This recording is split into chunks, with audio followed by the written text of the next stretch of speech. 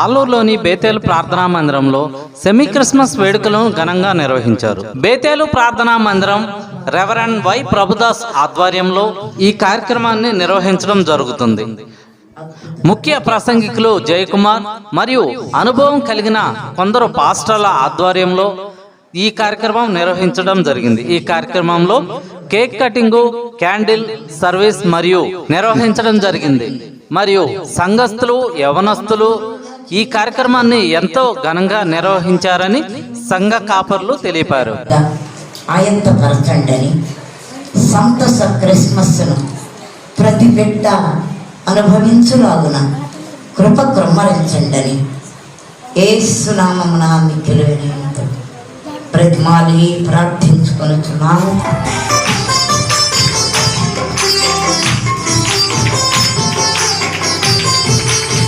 పేర్లతో ఆయన రాయబడ్డాడు. విన్నమ్మా, 253 పేర్లతో యేసు ప్రభువు బైబిల్లో రాయబడ్డాడు. అందులో ఆశ్చర్యకరుడైన మాట చాలా ఇక్కడ మనం గమనిస్తే చూడండి, దేవుడు మహోన్నతుడు, ఆకాశము కంటే ఎత్తైన వాడు, ఆకాశము నా సింహాసనము, భూమి నా పాదపీఠము అన్న ఆయన దేవుడు ఏం చేశాడంటే ఒక దాసుని స్వరూపమున రిక్తుని కంటే సర్వము త్యజించ నరకంలో ఉన్నా. ప్రశ్న అడిగితే, లూసిఫర్ నువ్వు ఎందుకున్నావు నరకంలో అని ప్రశ్న వేసినప్పుడు లూసిఫర్ సమాధానం ఏంటంటే, పరలోకములో అయితే నేను దాసునిగా ఉండవలసి వస్తుంది, నరకములో అయితే నేను మాస్టర్గా, నేను పరలోకములో దాసునిగా ఉంటా చెప్పడం మాట. ఎలిజబెత్ ఇంటికి పోయింది కదా, ఎలిజబెత్ ఇంట్లో ప్రవేశించింది. ఆ ఎలిజబెత్ ఏమన్నది?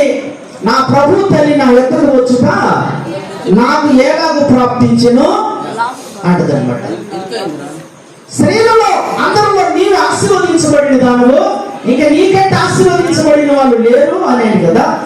నీ ఒక్కదానమే ఆ పెళ్లి కనుక ఆమెకాడంత జ్ఞానము, ఆ ఆత్మ ఎదుగుదల కూడా లేదు. అప్పటికి యేసు ప్రభు ఆ గర్భంలోకి వచ్చినప్పుడు మరియమ్మ కనిక కదా, ఆమె చిన్న పిల్లగా ఉంది అనుకోవచ్చు అన్నమాట. ఒక పెళ్లి కాని కన్యకి ఎంత జ్ఞానం ఉంటుందండి?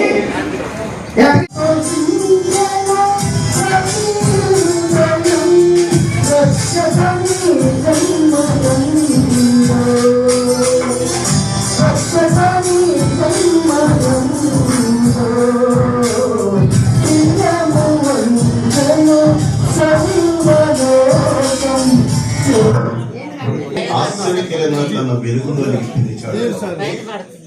ఆయన నమ్ముకున్న వారందరూ కూడా వెలుగు సంబంధులు, వెలుగు పెట్టారు. మానవ జాతి చీకటిలో వెలుగై ఉన్నారు. ఆయన వెలుగు ఎలాగనో ఆయన ఎందుకు విశ్వాసం ఇచ్చిన వారు కూడా వెలుగు బిడ్డలుగా ఉండాలి. అలా ఉన్నావా? వేసండి, ఉన్నామనండి. సరే,